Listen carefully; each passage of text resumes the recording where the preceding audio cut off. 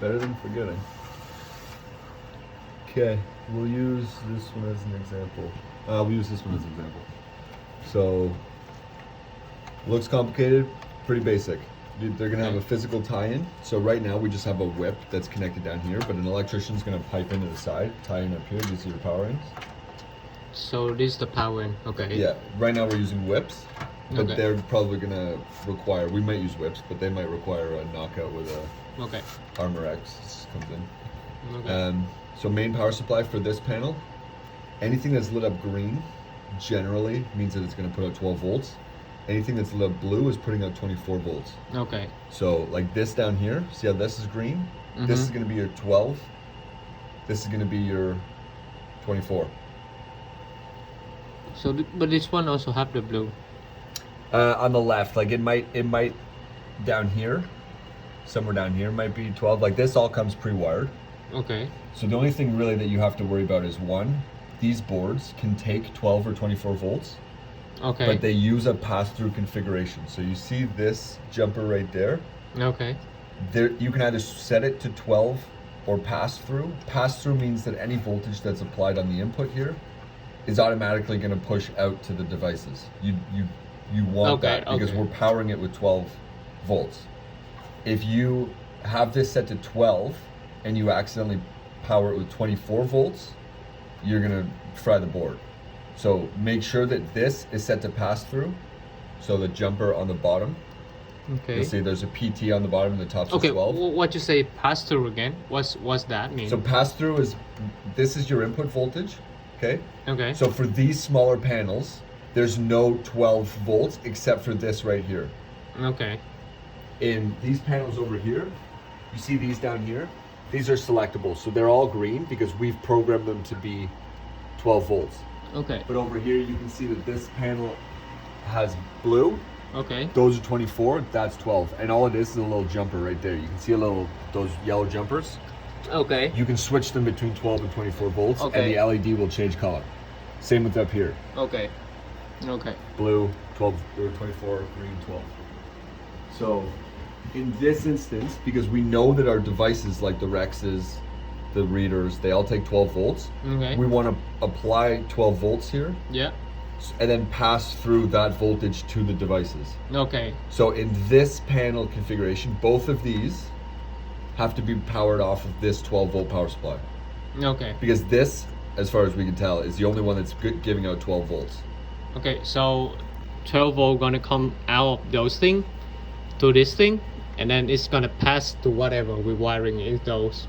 Yes. Well, Okay. only your outputs, like these are your inputs. Yeah. Okay. This But is the input. your outputs, like for the readers and the Rex, like an aux voltage will be whatever's applied here. Okay. But not like these are all dry contacts. So Okay. you'll have to wire voltage through these if you're going to use them for locks and things. There's no wet outputs. Okay. But that's what these are for. So in any of these configurations, we're going to be using 24 volts for our strikes. Right? Okay. So in this setup, what this is you're going to take wire from here, okay? So let's say door controller, that gets your network connection. Mm-hmm. TX, RX, and ground go from your comms bus to comms bus. Okay. You'll see in this configuration, because this panel is a substation of that. So you see how this box here has a door controller? Okay. So door controller 1, that's a network connection on a floor, and it goes over to this one, and on that same floor we're also going to have this panel. Okay. So that's why we have a cable that runs across, because all of these panels are daisy chained off of that box. So this guy gonna be the brain, right? So this The guy black just ones are your brains. See how Okay. these don't have a network connection? yeah. These are slave controllers. All the red Okay. ones are slave controllers. They're different things. So like Okay. this is a 2-door controller. It can control 2 doors. This has 16 inputs as an input board. This has 16 outputs as an output board. Okay. So door controller, 2-door door controller, 2-door door controller. Input board, output board, output board, input board. So inside of Genetec, this is a network connection, Okay. and then the rest of it doesn't have any network. So if you look at all of this, Yeah. Yeah. there's yeah, only okay. what, 5, 6, 7 network connections. So if I go over here to access control, access manager, cloud link, peripherals, I have 7 network connections. Okay. Okay. So back to this, you're gonna have 1 network connection. Whatever panels you install after that is gonna be these guys down chain. You're just wiring a comms bus. So Okay. they're labeled. So this is the output, right? Is it? This is this is an output, yes, but it's Yeah. an input output. Like in this case, it's an output, but you'll see here that well, this is the end, so that's not a good look. But like this one is the second in the chain, so you'll see there's 2, right? A cable comes in and a cable goes out. Yeah. And then the way you address them are these dip switches. Don't worry about that yet. But basically, inside of Genetec, I'm going to say this controller is .1, let's say. And then I'm going to add a bunch of MR52s, and I'm going to address them. So address 1, dip switch 1. Address 2, dip switch 2. Address 3, dip switch 1 and 2. Okay, Right? binary. It is binary on the dip Okay. switches, yes. The thing you have to note is that the last 4, I think, are settings. So in this configuration that we're doing, 6 and 7 are always on every single one of them. Okay. I don't remember exactly what they mean, but this will come with the manual, and it literally tells you what the dip switches are. Okay. So back to this one. So here we have an input to output board. So what you're going to do is, let's say you have a configuration where there's only one of these. Okay, so you have 2 doors here, and you have 2 doors here. So you have a total of 4 doors in this panel. Okay. Let's say I have lock 1 or relay 1 that's going to be tied to in Genetec, it's going to be tied to my reader. So if I take a normally open configuration on this, run it through my finger duct over to here to input 1, as soon as this input closes, it's going to fire wet voltage out of the output. I think we could probably... So this guy gonna be the So that's the relay. It is a relay. You can Okay. see all the relays, but it's a different way of doing it. So in most cases, what we have to do is we take power off somewhere, wire the power through the relay to the device, right? And then the negative comes back, and that way when the relay flips, it just powers the device, right? That's Okay. the standard way of Okay. doing it. But fancier systems use inputs on an actual power supply board. So I don't know if this is going to work all that well, but if I do this,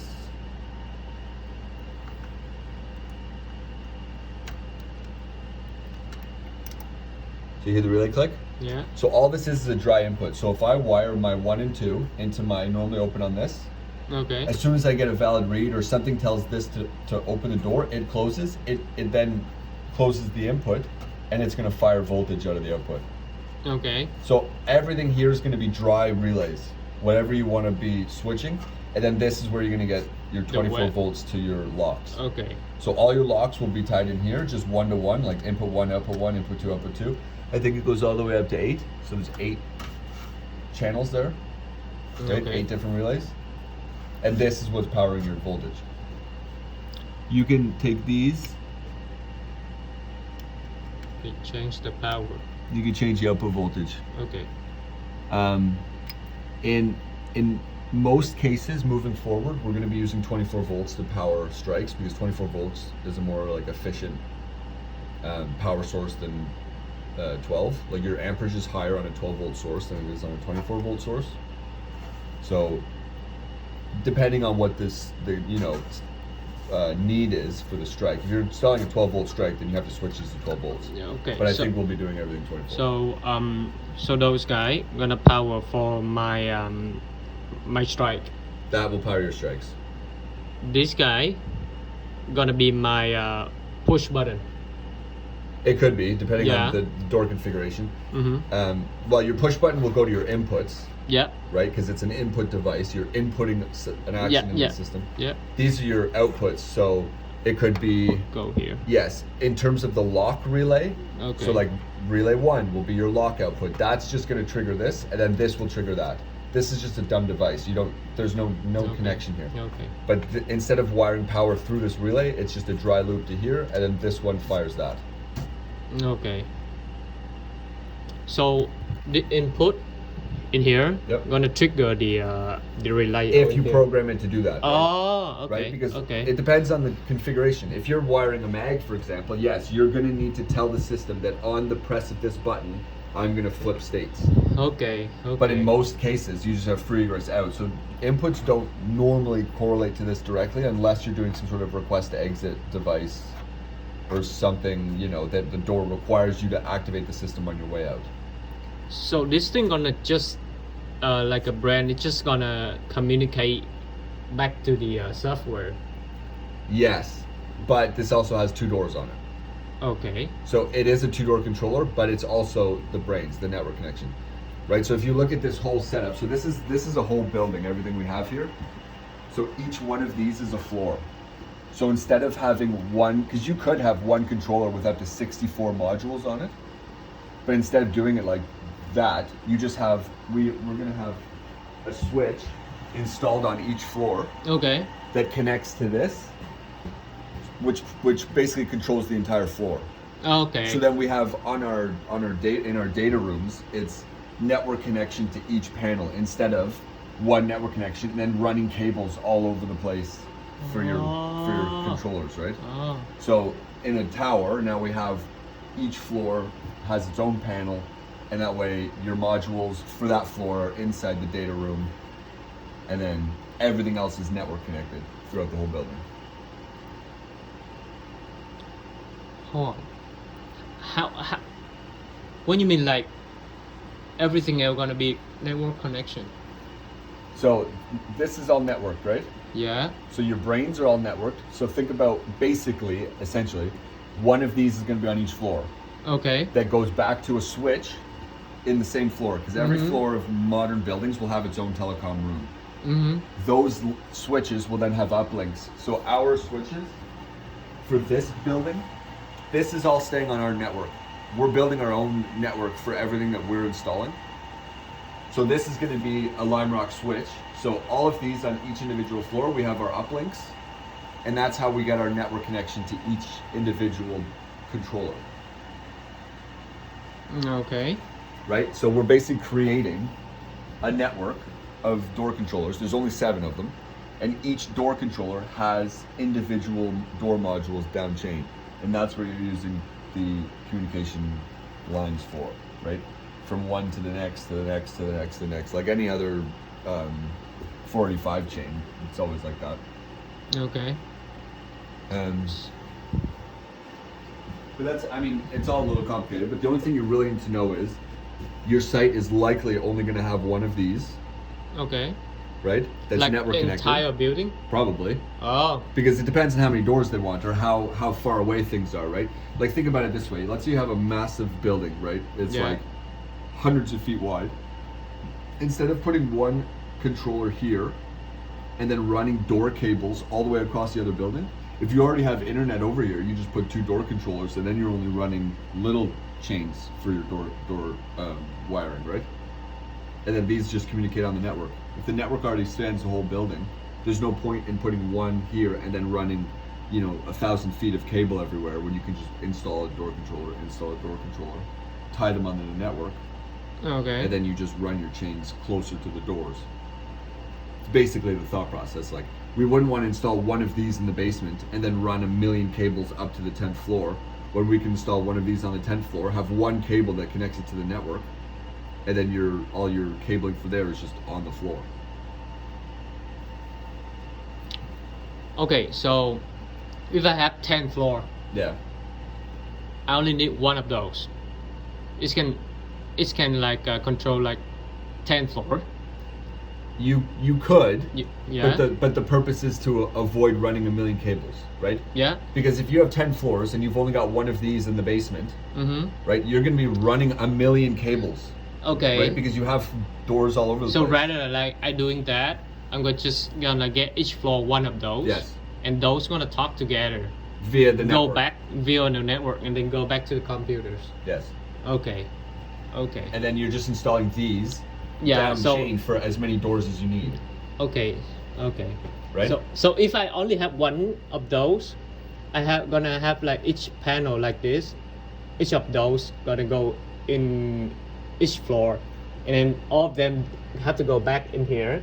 If I only have one of those, but if I have like 10 of those, so I can set each one of those in each floor, and I can reduce the wire. That's why you say. That's the purpose, yes. Okay. You just have to think about how you're designing it, right? Okay. In most cases, you would want to have more of these because all this is a door controller that you have network connection to. Mm-hmm. These are just door controllers that you don't have a network connection to. That's the only difference. Okay. So like, yeah, these cost a couple $1,000s, but at the end of the day, Fuck. Really? oh, this is a very expensive system. Shit. These, you know, running cables from the basement to the 10th floor, that's also going to cost a couple $1,000s. Yeah. So it's built like this for efficiency, but also sense, right? If I'm Yeah. there as a technician, you know, to service something that's on the 8th floor, well, now I don't have to go from 8th floor to basement to find the controller, connect, blah, blah, blah. All I have to do is go to the 8th floor and my controller is right there. I know this controller is controlling the entire 8th floor. 8th floor. Okay. Right? And then I can find the door that is, you know, in question, find the associated module that's in question, right? We have them all labeled. And then you can go into the system and it'll say, you know, door 118 on the 6th floor on MR52-17 is down. Well, now I know exactly what door is having the issue. Instead of Okay. looking all over the building for an MR52-17, you know, that may or may not be in the basement. Okay, question. Again, what are those for? Okay, these are your comms chains. Com chains. Right? So it's Okay. your 485. You can see it underneath. RS485. Yeah. RS45 is always a positive and negative and a ground. Okay. So positive in this case, I believe, is red. Red, black, and green. Negative is your black, and ground is Green. green, and they just go to each other. So TR or TX, whatever it is, to TX, R to negative, ground to ground. They're just laid out differently per panel, but it's always the same. Positive to positive, positive, positive, positive, positive, positive. Okay. Negative to negative, negative. So that's how this guy gonna talk with this guy. Correct. Okay. This doesn't do any real, I mean, it does two-way communication, but this is basically just a module that sits on this, Okay. like, as a manager, right? This is Got it. controlling everything. This is just an extension of this. Okay. So when you program in this on, you know, Genetec, I can show you. So, you know, let's pick the 9th floor, for example. The 9th floor has all of these modules in its chain because the 9th floor is this panel plus all of this. Okay. So you can see all of these are slaves. The 9th door controller is that's the black one. Okay. And then all of these are the red ones. Okay. And so when you add this, it wants to know if you also want to add slave controllers. So Okay. you'll pick the module, you'll pick an address for that module, and then off you go. Every I see. time you install one of these, you have a new line of addressing, right? Because this could be address 2, but because it's not on the same controller as this, it doesn't matter, right? Okay. When you select address 2 in this chain, you're going through this, then to address 2. So, you know, we've got 1, 2, 3, 4, 5, 6, you know, 1, 2, 1, 2, 1, 2, 1, 2, 1, 2. This one's gonna be 1, 2, 3, 4, 5, 6, 7, 8, right? Yeah. I mean, this is all like stuff you probably don't really have to worry about, but in terms of installation, the biggest thing to note is we're powering these with 12 volts because our readers, our Rexes, all of our devices are going to take 12 volts except for the lock outputs. But the lock outputs don't touch this, the voltage doesn't, right? Because it's a dry loop to input, and then our strikes are tied to this. Is this guy firing the wet loop? The ray? What wet? Like 12 volt, 24 volt. Is it provide the 12 volt or 24 volt, or it's just all the dry one? No, there's no powered lock outputs. Okay. You have like reader power, right? You're positive for your reader. There's one right here actually. These are plugged in.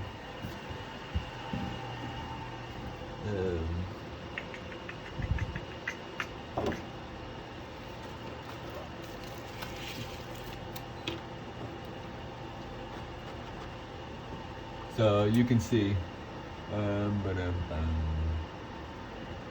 Where are they? There you go. So that's one of them.